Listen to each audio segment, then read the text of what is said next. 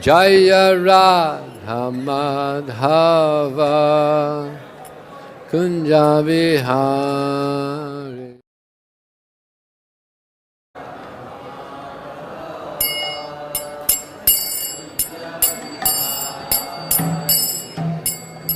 Gopi Janna Vallabha Girivaradhari.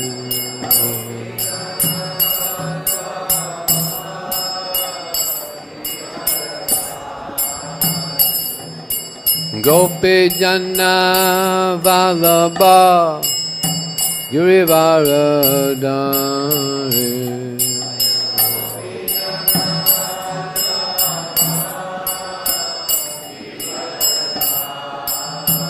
Yashodanandana Braja Janaranjana.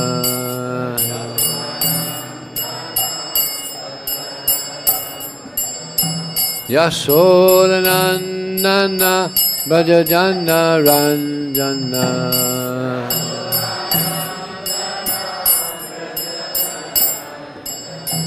Yamuna Dhira Vanachari.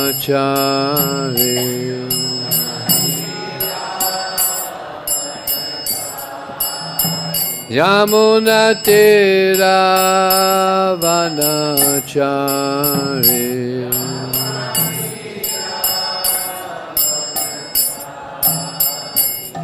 Jaya Radha Madhava Kunja Vihari.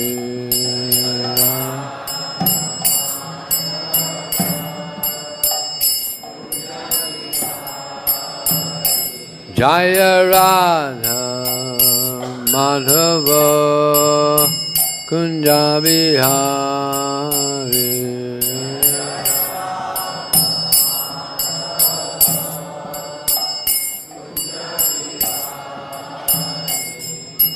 Gopi Janna Vallabha Girivaradhari.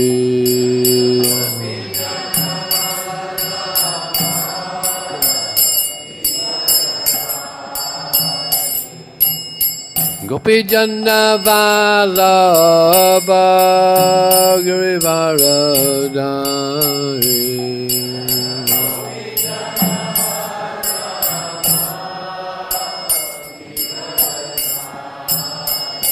Yashodanandana Braja Janaranjana.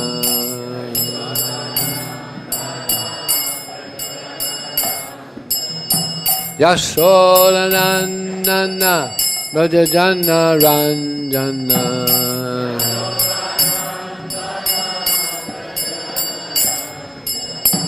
Yamuna Tira Vanachari.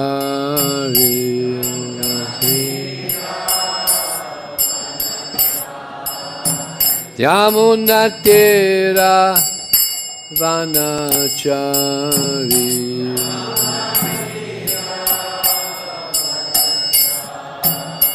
Yamuna Tira Vanachari.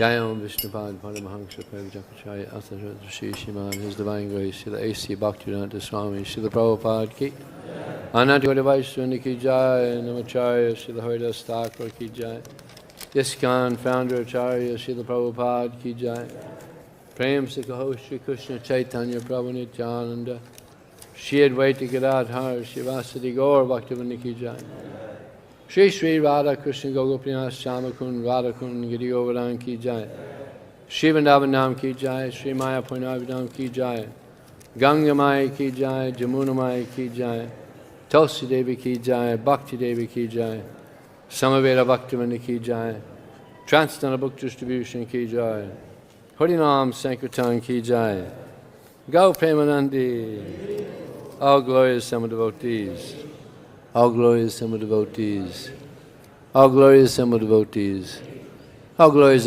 to Shri Guru and Shri Gauranga. I think we're running out of space back there a little bit. Maybe the devotees can come forward. And, Om Namo Bhagavate Vāsudevāya. Om Namo Bhagavate Vāsudevāya. Om Namo Bhagavate Vāsudevāya.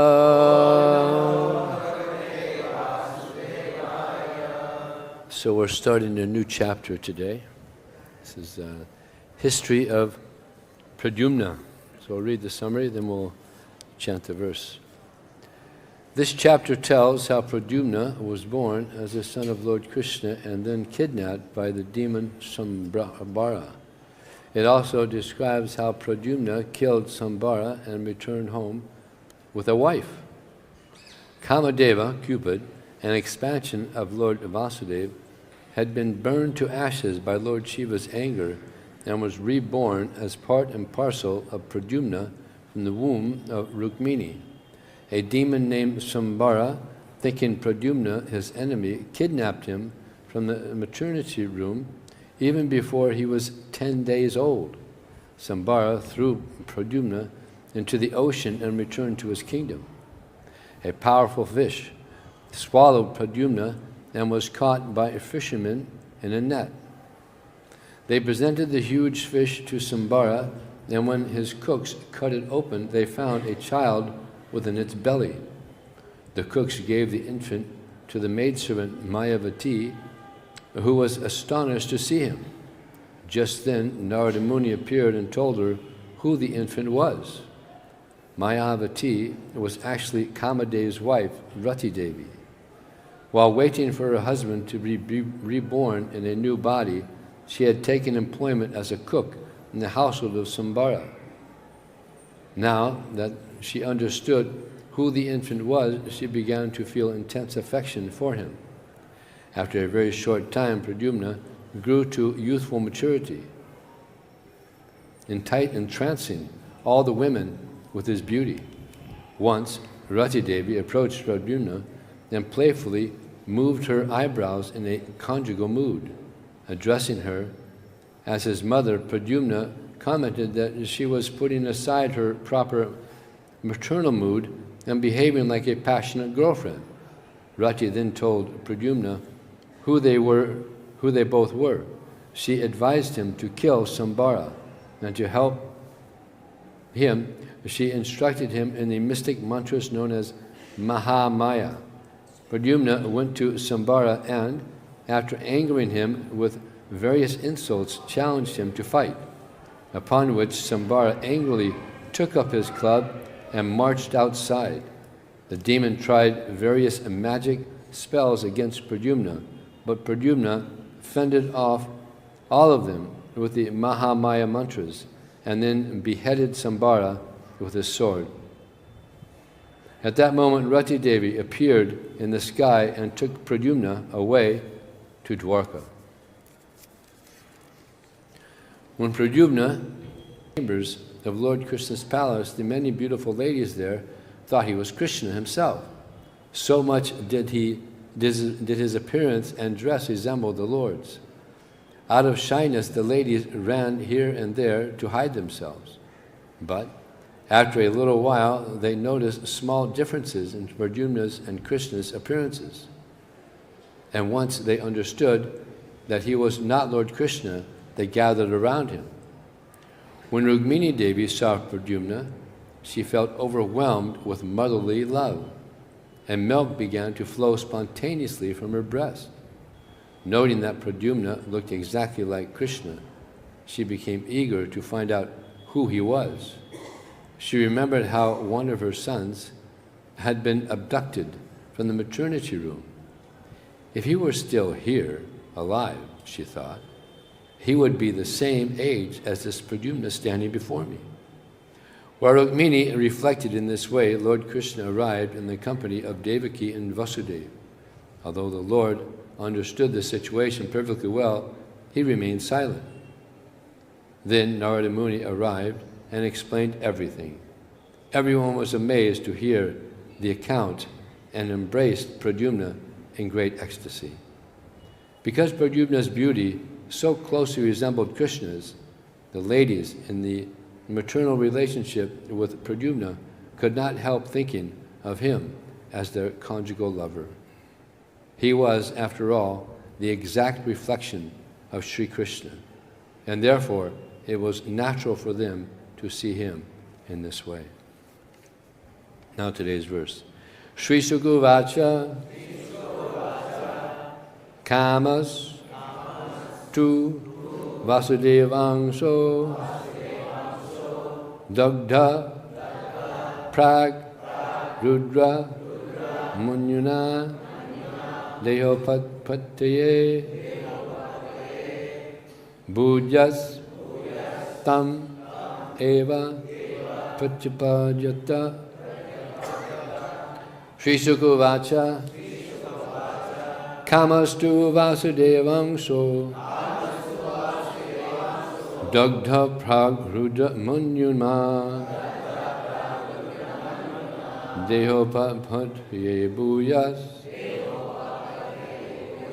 tameva pratyapadyata. Śrī-śuka uvāca kāmas tu vāsudevāṁśo dagdhaḥ prāg rudra-manyunā dehopapattaye bhūyas tameva pratyapadyata. Śrī-śuka uvāca kāmas tu vāsudevāṁśo dagdhaḥ prāg rudra-manyunā dehopapattaye bhūyas tameva pratyapadyata.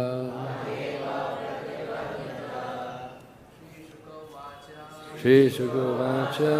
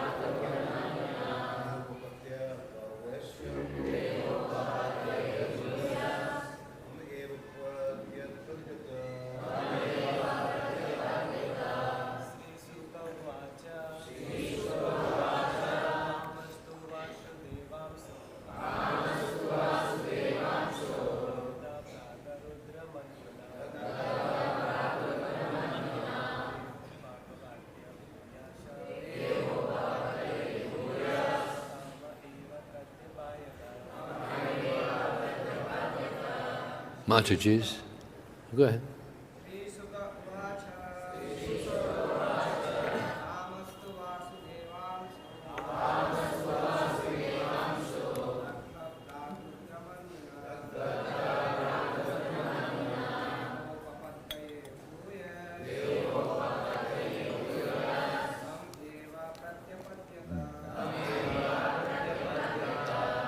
Mataji's.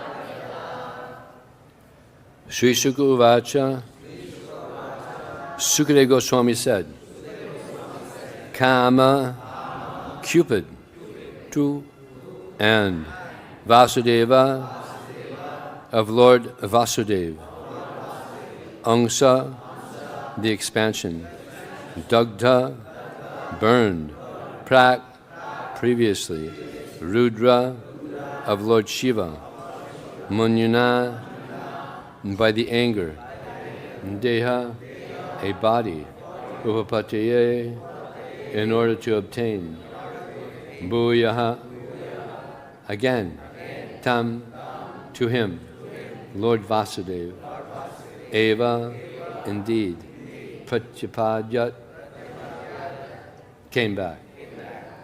Translation and purport by His Divine Grace, Śrīla Prabhupada ki. Śukadeva Gosvāmī said, Kāmadeva, Cupid, an expansion of Vāsudeva, had previously been burned to ashes by Rudra's anger. Now, to obtain a new body, he merged back into the body of Lord Vāsudeva. Purport. In his Kṛṣṇa-sandarbha, Śrīla Jīva Gosvāmī cites the following verse of the Gopāla-tāpanī Upaniṣad to prove that the Pradyumna, who is the son of Kṛṣṇa and Rukmiṇī, is the same Pradyumna who was a member of Lord Kṛṣṇa's eternal fourfold plenary expansion, the catur-vyūha. Yatrāsau saṅsita Kṛṣṇas tribhi saktya samahita Rāma nirudha pradyumnai rukmiṇā sahito vibhu. There, in Dwarka, the Almighty Lord Kṛṣṇa, endowed with his full potency, resided in the company of his three plenary expansions, Balaram, Aniruddha, and Pradyumna. The Kṛṣṇa-sandarbha goes on to explain, with reference to the present verse of the Srimad Bhagavatam, that the Cupid whom Rudra burned up with his anger is a demigod subordinate to Indra. This demigod Cupid is a partial manifestation of the prototype Cupid Pradyumna, who was a plenary expansion of Vāsudeva. The demigod Cupid, being unable to attain a new body on his own, entered within the body of Pradyumna. Otherwise, Cupid would have had to remain in a perpetual state of disembodiment, a result of Rudra's having incinerated him with his anger. In his English rendering of the Srimad Bhagavatam 1.14.30 purport, Srila Prabhupada confirms the absolute status of Pradyumna, Lord Kṛṣṇa's first son. Pradyumna and Aniruddha are also expansions of the personality of Godhead, and thus they are also Vishnu Tattva. At Dwarka, Lord Vāsudeva is engaged in his transcendental pastimes along with his plenary expansions, namely Sankirtan, Pradyumna, and Aniruddha. And therefore each and every one of them can be addressed as the Supreme Personality of Godhead. According to Srila Sridhar Swami, Pradyumna took birth from the womb of Rukmiṇī before Sri Krishna's marriage to Jambavati, and the Lord's other marriages took place. Subsequently, Pradyumna returned from Sambara's palace, but before Śukadeva Gosvāmī tells of Krishna's pastimes with his other wives, he will narrate the entire story of Pradyumna for the sake of continuity. Srila Sridhar Swami further notes that Kāmadeva, or Cupid, now appearing within Pradyumna, is a portion of Vāsudeva because he is manifest from the element citta, consciousness, which is presided over by Vāsudeva, and also because Cupid, Cupid, is the cause of material generation, as the Lord states in the Bhagavad Gita 10.28. Prajnanas chasmai kandarpa. Our progenitors, I am Kandarpa, Cupid. Om Jnana Tamarandasya Jnananjana Salakaya Chakshur Militam Jena Tasmai Sri Gurave Namaha Mukam Kotavachalam Pangum Manghayate Garim Yat Kripa Taraham Bande Shigurum Dinataranam Vanchakalpa Tubhyascha Kripa Sindhu Bhyevacha Patitanam Pavanebhyo Vaishnavebhyo Namo Namaha Jaya Shri Krishna Chaitanya, Prabhu Nityananda, Shri Advaita Gadadhar, Sivasati Gaur Bhaktivinoda. Hare Krishna, Krishna Krishna, Hare Hare, Hare Ram, Ram Ram, Hare Hare. It's quite a service that Cupid has, to shoot these arrows of Cupid to entice lust. A service I would not like to have, because we're all trying to get free of this lust. It's as Kṛṣṇa says, it's one of the great enemies of the soul. So this is his service, but he went a bit too far with Lord Śiva. And Lord Śiva couldn't appreciate it. He became angry. There's just one letter that changes anger to danger. D. Sometimes people become very angry, and then from that anger comes danger. So this is the situation here with Cupid. He was incinerated, burnt to ashes by the anger of Lord Śiva. So we had to be very careful with great souls. There's the hati mata offense, the mad elephant offense. And we offend great souls, then we could really disturb our devotional creeper. So Lord Śiva, he's known as Vaishnavana Myata Shambhu, great Vaishnava. And Prabhupada also tells of another pastime of Lord Śiva, who was in meditation. And the demigods, they needed a great kshatriya to fight on their behalf. So they figure, well, the son of Lord Śiva would be a great, powerful personality to help us. So they asked Parvati to go and entice him. So he was sitting in meditation. And Prabhupada explains that she touched the genitals of Lord Śiva, but he was completely undisturbed. Therefore he's known as Dhira, completely transcendental. Vacho vegam manasakroda vegam jiva vegam urapasta vegam itan vegam yo vasahita dhira sarvamit mam things. That one who is able to control the urge to speak, the mind's demands, anger, the tongue, belly and genitals, is qualified to make disciples all over the world. So we all have these urges. So to control these urges is a sign of spiritual advancement. And Lord Śiva, he was the most expert at controlling this urge. In the Bhagavad Gita, Kṛṣṇa, he says, Avartam jnanam etena, jnanino nityavayana, kamutena kaunteya, dusprena nalena cha. That the wise living entity's pure consciousness is covered by his eternal enemy in the form of lust, which is never satisfied and burns like fire. Never satisfied and burns like fire. And in the Purport, the last sentence, Prabhupada says, there may be some so-called pleasure in this material enjoyment, but this pleasure is the ultimate enemy of the living entity. Powerful statement there. Prabhupada says the ultimate enemy is the so-called pleasure that one receives in material sense gratification. So, what to do? We had to take shelter of Kṛṣṇa. You had to get the higher tastes. And there's one great devotee, Jamunacharya. He was a king, powerful king. So much facility for material sense gratification. But he became a great devotee. And he wrote many books, And of all the teachings, there's one that Prabhupada would quite often quote. Yadavati mambacheta Krishna padara vinde nava nava rasadami yonti matimasi tadavati bhatanari sangame smayamani bhavati mukha vikara sustur fanijnamcha. Since I've been engaged in the loving service of Krishna, experiencing ever fresh pleasure at every moment, whenever I think of sex life, I spit at the thought. Prabhupada said, I spite.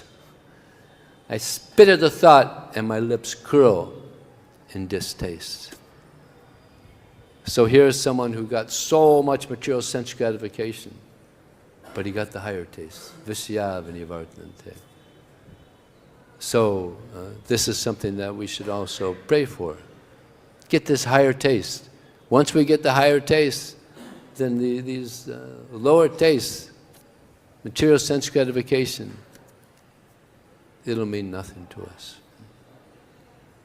Because all this material sense gratification, it's all on the body platform. Right? It's all on the body platform. But we're not the body. We all know that, at least we know theoretically. We're not the body, we're the soul. And this soul is part of the Supreme Soul, Krishna. So many people in this world are trying to enjoy this material body, especially through the opposite sex. But believe it or not, it's never happened that any man has been completely satisfied by the association of a woman. And it's never happened that a woman has been completely satisfied by the association of a man. But it's also never happened that anyone that has surrendered to Krishna completely has not been completely satisfied. So better put our attention towards Krishna. There we'll be satisfied. Otherwise, we won't be satisfied. In the Bhagavatam it's stated, Lada tapakari misra, that whatever we try to enjoy in this world, that very thing we're trying to enjoy will be a cause of misery, suffering. So we get many, many hints in Bhagavad Gita, Srimad Bhagavatam, throughout Prabhupada's books, how to transcend this material sense gratification, how to get closer to Krishna. And the closer we get to Krishna, the more satisfied we become. So what's very interesting about this pastime with Rukmiṇī Dwarkadish is she heard about Krishna, and that was enough to become completely attracted to Krishna. So much so that when she sent this letter to Krishna and the messenger had not returned, she was ready to give up her life because she didn't see Krishna return. She had never met him, but she was ready to give up her life. It's like many of us. We heard about Krishna and we become attracted. How many of you came to Krishna consciousness because you received a book? Yeah, good portion. We just heard about Krishna and we become attracted. And we also gave our life. This is the power of hearing about Krishna. And Prabhupada, he wanted everybody to hear about Krishna. And therefore, he stressed so much that we distribute books. These books have changed people's lives, millions of people's lives all over the world.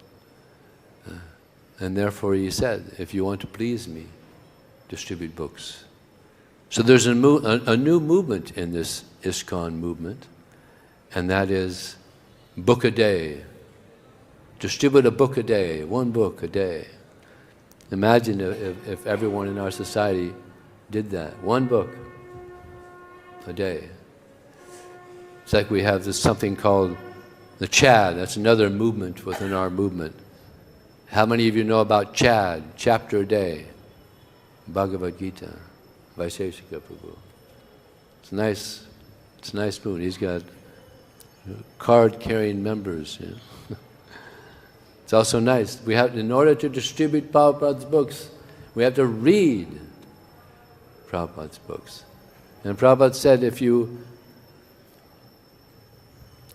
read my books, you'll stay a devotee. And if you distribute my books, you'll be happy. And therefore we have a book called The Nectar of Book Distribution. It's nectar. If you speak to anybody that spent some time distributing books, practically without exception, they'll say the best years in my life was when I was distributing books. I see heads nodding. Why? It's not an easy service. We got to approach people and try to convince them to take something they never heard of, get their money from them. It's not easy. Why? And why is it the best years of their life? Because when they go out, they're doing it for Kṛṣṇa. And Kṛṣṇa's pleased. Therefore we experience inner happiness, inner joy. I mean, I could tell you clearly, no doubt about it, my most wonderful experiences in this life have been on book distribution. And now we have devotees that have been distributing books for over 50 years. How is it? So many years, decades, half a century distributing books because they got a higher taste. They feel nectar seeing someone walk away with Prabhupada's books. This is a great cause we have. It's a great movement. So when there's a great cause, what's needed is great sacrifice. So Prabhupada is sacrificed so much for us. So it's a way to show our gratitude by also doing this sacrifice, distributing books. As Srila Bhaktisiddhanta Saraswati Thakur said, the only lack in society is Kṛṣṇa consciousness. And amazing things happen. Amazing things happen by this book distribution. I'll tell you an amazing story that happened 50 years ago, well, 52 years ago. Somehow, in Brazil, this one young man, he got one of Prabhupada's books. We didn't have a temple there at the time. There may have been some devotees distributing books or something, but 72, we weren't very established in South America. But somehow this young man, he got one of Prabhupada's books. And what is even more mystical, more amazing, is he wrote a letter to Prabhupada. Now this is 72. Prabhupada's all over the place. He's traveling all over the place. He wrote a letter to Prabhupada, and Prabhupada somehow he got it. He got the letter and he read it, and the devotee, or this person, was asking Prabhupada to start a temple in Brazil. So at that time, Prabhupada had just asked Hridayananda Maharaj to be the GBC for South America. So Hridayananda Maharaj happened to be there in Los Angeles when Prabhupada had this letter. And Prabhupada gave him the letter. Yeah, I got this letter from Brazil. He wants us to start a center in Brazil. So Hridayananda Maharaj took the letter. A couple of days later, he went down to Laguna Beach, just about an hour away. And while he was there visiting the temple, there's one young man visiting there. He's also from Brazil. And one of the devotees said, you know, the person in charge of the preaching in Brazil, he's upstairs. You might want to go talk to him. He said, yeah, all right. So he went up, and he's talking to Hridayananda Maharaj, and then Hridayananda Maharaj remembered that he had this letter from Brazil. And the address was there, so he handed it to this student and said, you know, I got a letter from Brazil. This person, he wants us to start a temple there. Do you know this address? Do you know where this is? And he looks at the address, and his jaw just like hit the ground. This is my address. And Sridharananda Maharaj, how is that possible? There's 200 million people in Brazil. And then he read the letter, and this person that wrote the letter, that's my brother. This is called the magic of Srila Prabhupada. When Prabhupada was here, so much magic was happening. It's the Hare Krishna explosion. You know? Devotees were joining like anything. Just amazing things were happening. So then he went down to Brazil, and Brazil became a huge place for book distribution and preaching. I was distributing books in Lithuania one time, and the devotees told me there about another amazing instance of a person who was in Lithuania, and he was a big criminal. And he knew that eventually he's going to get caught. So I thought, better I leave the country. So he left Lithuania, and he's traveling. And in his travels, he got on this spiritual quest. Started searching, you know, finding, what am I doing here? What's the goal of life? And he started talking to people and discussing, you know, God and spiritual life and how to grow. And he was so much talking to people about this. And one person said, you know, you should go to India. You want to know about God, you want to know about spiritual life, you should go to India. And he heard that from others. So he thought, all right. So he made his way to India. And he, in his time here in India, he got some of Prabhupada's books, and he was reading other books, but Prabhupada's books were most attractive. So he was hearing about Kṛṣṇa. Again, he hadn't seen Kṛṣṇa, but he's hearing about Kṛṣṇa. He became attracted to Kṛṣṇa. And he met some devotees. And then he found out about a temple. And he was visiting there again and again, and eventually he was able to move into the temple, became a brahmachari. Then after a couple years, he decided to call his mother, let her know what's happening, because she hadn't heard from him for such a long time. So they're talking for a while, and then he says, oh, I forgot to tell you, I'm a monk now. She said, you're a monk? I can't believe it. She said, well, what kind of a monk are you? He said, I'm a Hare Krishna monk. And she said, well, Haribo.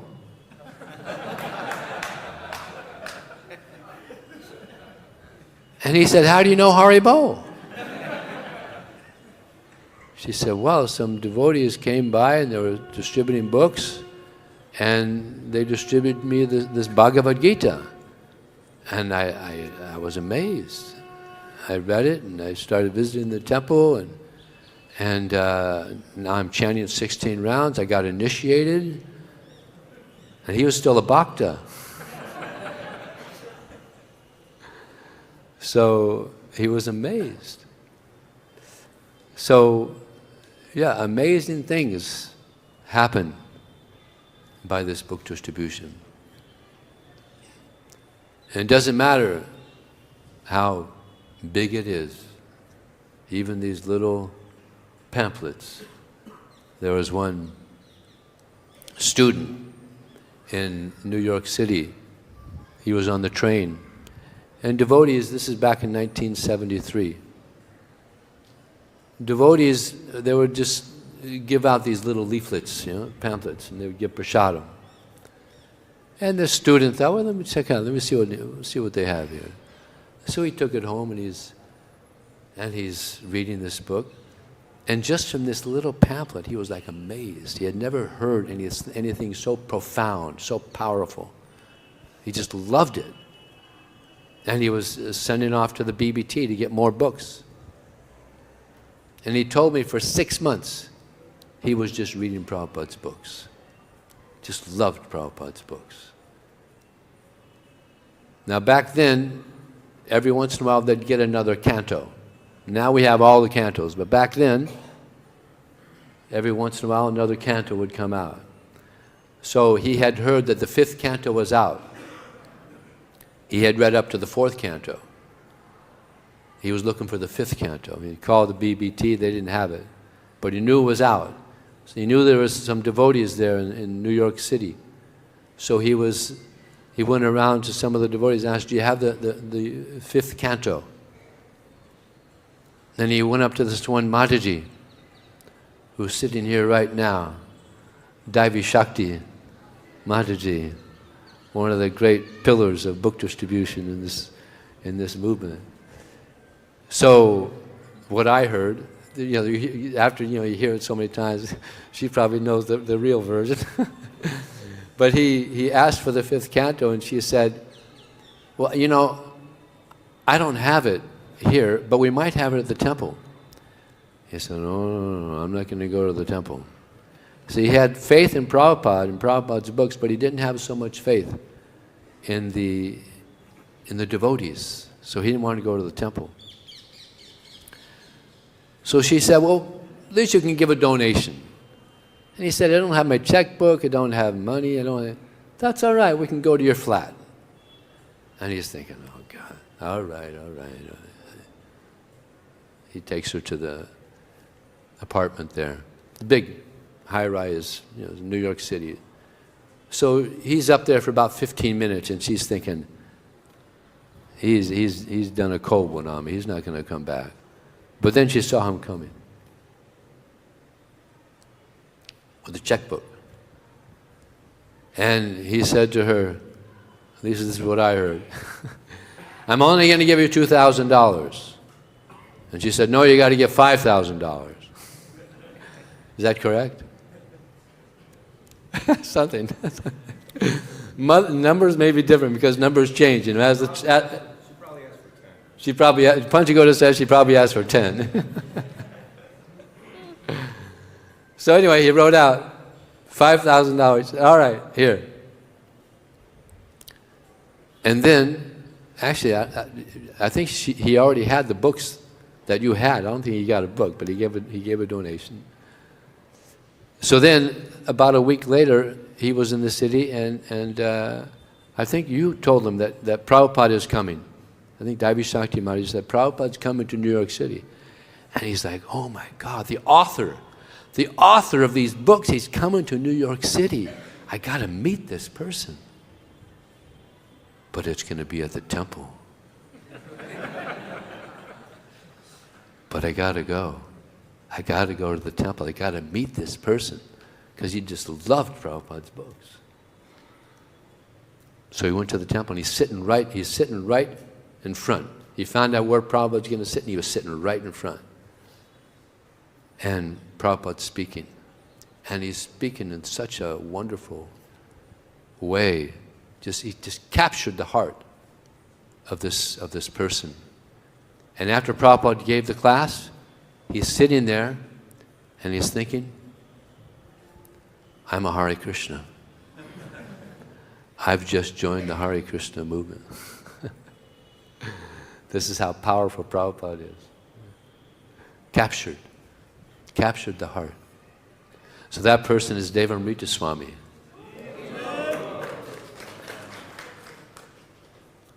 Just a little pamphlet captured him. Books are so powerful. So we have to get this knowledge out. That's what is most needed. Little sacrifice, but we have a big cause. We have an important message. Just like we're so happy practicing Krishna consciousness.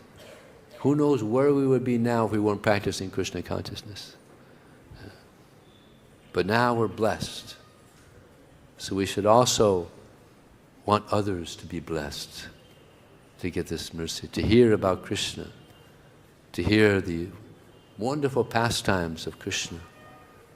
Yeah. Here we are in Vrindavan. So many wonderful pastimes took place here. I'll tell you my favorite pastime of Krishna. It's said by Raghunath Das Goswami. He said this is during the Kartik time. Just like in Kartik time, it's very busy. Yeah? Very busy during Kartik. Even then, it was very busy. And the gopis, they were making pearl necklaces for Krishna and for the deities. So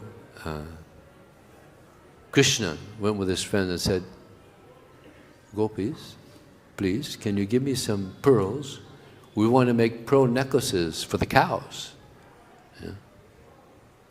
The gopis said, "We're not going to give you any pearls to make pearl necklaces for the cows." "Oh, please, come on, you have so many pearls. Come, give us some pearls." No. Then finally, Radharani says, "Give him one of our rejected pearls." Gave him a reject pearl. And Krishna said, "Oh yeah? Well, I'm going to grow my own pearls." And they said, "Krishna, you don't grow pearls." No, you'll see. I'll get some pearls from my mata, and I'm going to grow my own pearls. You'll see. So he went back to his mother and said, Mata, please, can you give me some pearls? I'm going to grow some pearls so we can make some pearl necklaces for the cows. And Mother Yasoda said, "You silly boy. You don't grow pearls. They come from oysters from the ocean." No, Mata. You know, you've seen me. You know, it's okay. I'm Krishna. It's okay. Give me some pearls. I'll grow some pearls. And Mother Yasoda said, all right, I'll give you some pearls. You grow some pearls. You know, Krishna is from an agricultural family, so he knows how to grow. So he set them up very nicely. You know, planted the pearls, you know, very nice. But he was watering the pearls with milk to get special pearls. So after 3 days or so, there were some sprouts. And he brought the gopis over. You see? Pearl plants. I'm going to grow pearls, you see? And the gopis said, they're going to be thorn bushes. No, you'll see. Then after a couple weeks, the bushes are growing. And there's pearls. And these are special pearls. They were fragrant pearls. Generally we don't hear about fragrant pearls, but Krishna's pearls were fragrant. And they were big, and they were different colors. And they're just beautiful. So he made all these beautiful pearl necklaces for the cows. Yeah. And then he went to the gopis. Said, you see all the nice pearl necklaces on my cows? You see? I told you. And the gopis said, Krishna, can you give us some of your pearls? We asked you for some pearls and you gave me one reject. And now you're so bold to ask us for pearls. Nothing doing. Not happening. Oh please, Krishna, you have so many pearls. Give us some of your pearls. No. Okay, then we're going to grow our own pearls. And they went to their mothers. We need many, many, many pearls. We're going to grow pearls. Krishna grew pearls. We're going to grow pearls too. Girls, you don't grow pearls. They come from the oysters. No. Krishna, he did it. If Krishna can do it, we can do it too. All right, here's some pearls. You grow some pearls. And they're also from an agricultural family, so they're growing the pearls. And they set it up very nicely. But they thought, we're going to have better pearls. So they watered their pearls with ghee. We're going to have better pearls than Krishna. Yeah? So then, after 3 days, there were some sprouts. And they called over Kṛṣṇa and the cowherd boys, you see, we're also going to have our pearl bushes. Then after a couple weeks, there was bushes, but no pearls, just thorns. There were thorn bushes. So then they went to Kṛṣṇa again. Kṛṣṇa, please, you have these amazing talents. Please give us some of your pearls. We'll give you gold. We'll give gold for your pearls. And Kṛṣṇa said to the gopis, each one of these pearls has more value than the Kaustuba gem, and you want to give us gold. Ha! No. So then Raghunath Das Goswami, he explains this, they're bargaining back and forth, bargaining back and forth. And finally Kṛṣṇa, you know, he's an ocean of mercy, so he gave them pearls. And they lived happily ever after. So, wonderful pastimes, so many wonderful pastimes of Kṛṣṇa. So we want everybody to hear the nice pastimes of Kṛṣṇa. There's no other religion. There's so many religions in the world, but no religion tells of the activities of God. Just like there's one friend of mine who was a Catholic, and he would ask the priest, so there's a God, what does he do? No one knows. The priest would say, no one knows what God does. But then he found Prabhupada's books. He found Kṛṣṇa book. Ah, this is what God does. These are the activities of God. So, yeah, we should want to let everyone hear of the activities, the wonderful activities of Kṛṣṇa. It's like there's one chapter in the Kṛṣṇa book. Wonderful Kṛṣṇa. Everything Kṛṣṇa does is wonderful. So, maybe I'll stop there. Any question or comment? Yes, Prabhu. Hare Krishna, thank you very much for a very inspiring class. One comment and question. You mentioned about this book, Nectar Book Distribution, one of my favorite books, and allow me to share one very, very inspiring passage of Prabhupada. In 1975, all the Sankirtan devotees met in Atlanta, and there were hundreds of devotees, and so Temple President of Los Angeles, he asked Srila Prabhupada the question, how do you become empowered to distribute books? So Prabhupada... That was actually Narantar. Narantar Prabhu. Prabhu's question was, what can we do to please what you? will please you most? Yeah. But Subhas Prabhu's question was, how can we become empowered to distribute books? So Prabhupada, as if he's thinking, oh, so you want to become empowered? This is pastime. For a couple of minutes, he's thinking like that. And then he says, once you start chanting, do not stop till you finish your 16 rounds. If you can control your mind for 2 hours in the morning, then you'll be empowered. And I'm very fortunate, I personally know Subhas Prabhu, he every morning chants 16 rounds without any interruption. So that's Srila Prabhupada's inspiring story to how become empowered to distribute books. When Narantar asked him, how can we please you? This is in Atlanta, Georgia. There was about maybe 100 brahmacharis, book distributors, fired up. So Narantar asked, Prabhupada, how can we please you? And everybody was anticipating Prabhupada's going to say distribute books. Prabhupada said, that you love Kṛṣṇa. That will please me if you love Kṛṣṇa. Not easy, but this is what Prabhupada said. One question I have is, in the second chapter of Bhagavad Gita, Srila Prabhupada gives a comparison that Haridas Thakur and Lord Śiva. Haridas Thakur was also tested by Maya, but he passed the test. But when Lord Śiva was agitated, like you were narrating in the beginning, he was disturbed. So I've always found that example to be very puzzling. How can we say that Haridas Thakur is more elevated than Lord Śiva? Can you please throw some more light on that? As far as the pastime with Shiva's I'm sorry, repeat that again? Prabhupada's example in the second chapter of Bhagavad Gita is when Haridas Thakur was tested Maya, he very easily passed because he was chanting holy name all the time. Yeah. But when Lord Shiva was agitated by Parvati, he got disturbed. No. I just mentioned in the class, she actually touched his genitals and he was undisturbed. Yeah. He was sometime later, because it's Parvati, it's eternal consort. They married and they had Kartikeya. But he was undisturbed. He was undisturbed. And that period went through and undisturbed.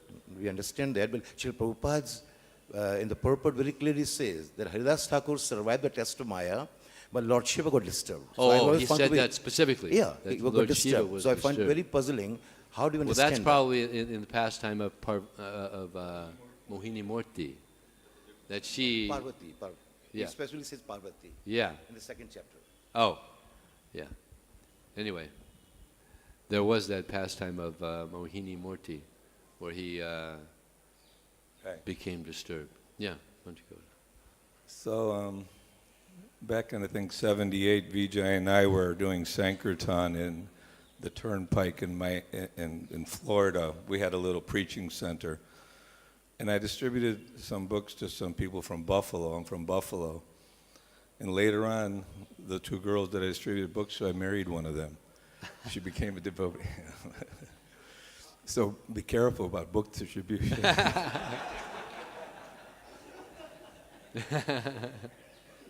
I didn't even know that. Yeah, my wife and her sister were traveling to Florida, but then she became a devotee up in Buffalo in 1980.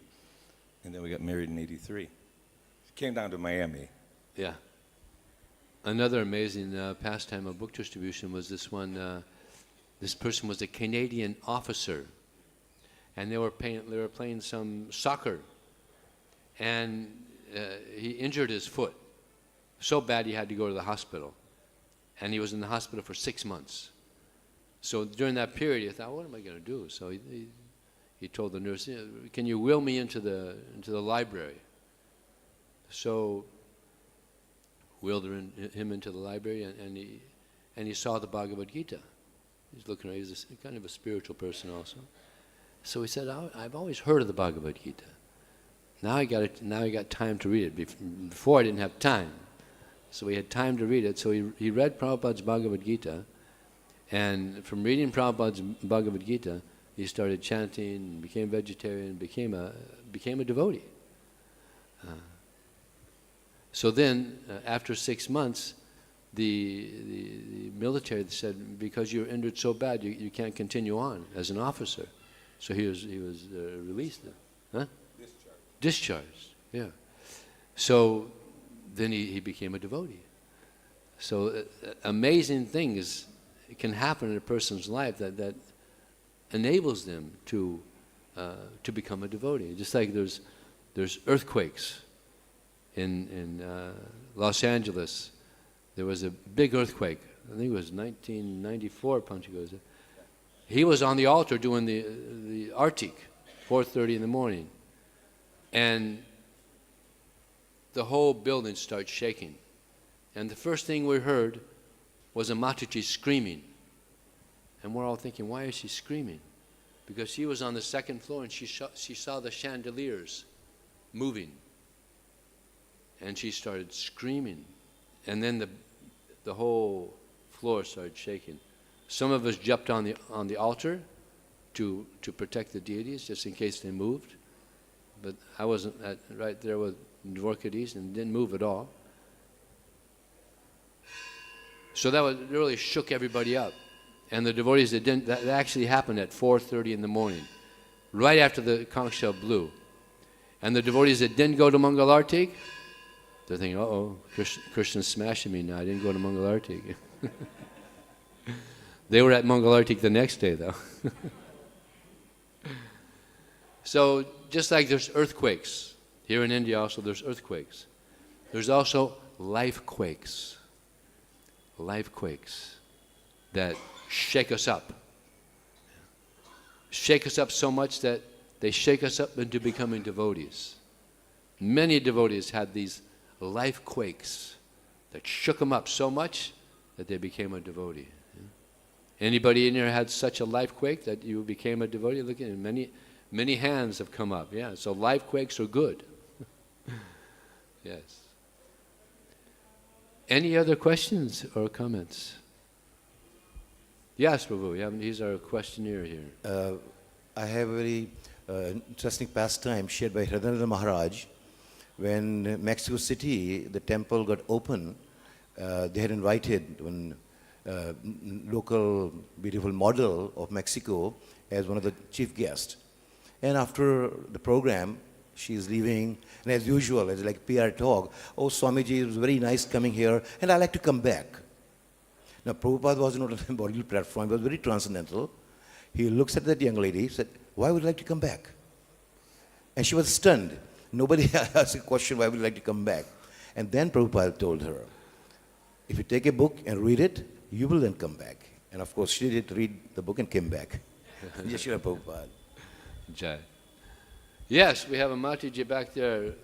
The microphone is going to come right to you, right? It'll be there within 30 seconds. The lady over there. Way over. No, the other one over there. She put her hand up over there. Way over there. Put your hand up. There you go. Hare Krishna, Hare Dandava Krishna. Pranam Maharaj. How do we avoid disturbances while chanting? How do we control our mind? Very good. The question is, how do we avoid disturbances when chanting our rounds? Very good question. Srila Prabhupada said the best way to chant, as we just heard, chant your rounds uninterrupted. Prabhupada said uninterrupted. And one time he said, best is chant your rounds before Mangalarti. There's no distraction, which is really good. I've been doing that for a while. But another thing is I heard from Śukadeva Gosvāmī recently. He gives wonderful classes. He said, you know, when a plane goes from one city to another, long distance, 30% of the time they're on course. They're on the right path. 70% of the time they go off because the wind. It's just a little steel tube up there in this vast ocean of sky. So the wind comes and throws them off course. So they got to get back on course, right? You got to keep on getting back on course.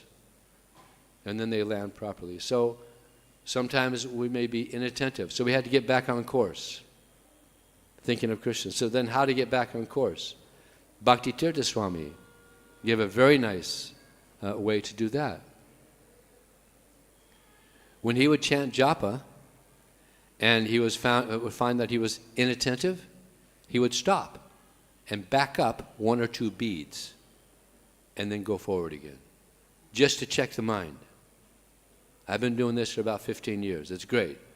Takes a little more time to chant japa, but as soon as you find you're inattentive, stop, back up one or two beads, and get back on track. We've gone off track. We got to get back on track. If we want to go back to Godhead, we got to be on track. We can't be spaced out, right? Prabhupada said if we chant 16 rounds a day, follow the 4 regular principles, we'll go back to Godhead. But there has to be the quality. We have to have good quality japa, not spaced out rounds. The worst rounds I ever seen someone do, believe it or not, was here in India. It was in Mayapur. He was playing soccer and chanting japa. Same time. I don't know.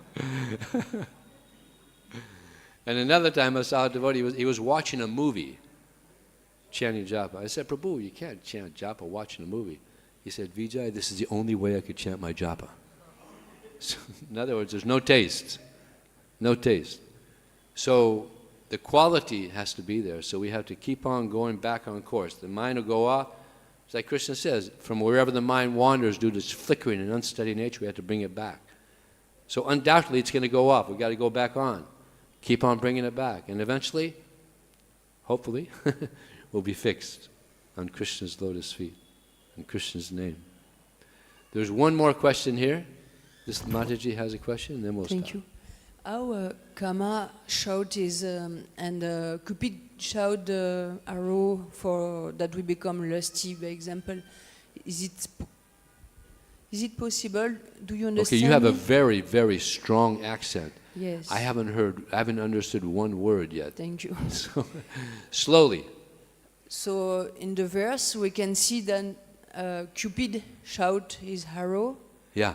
and that we become in love and we forget our duty. Is it correct?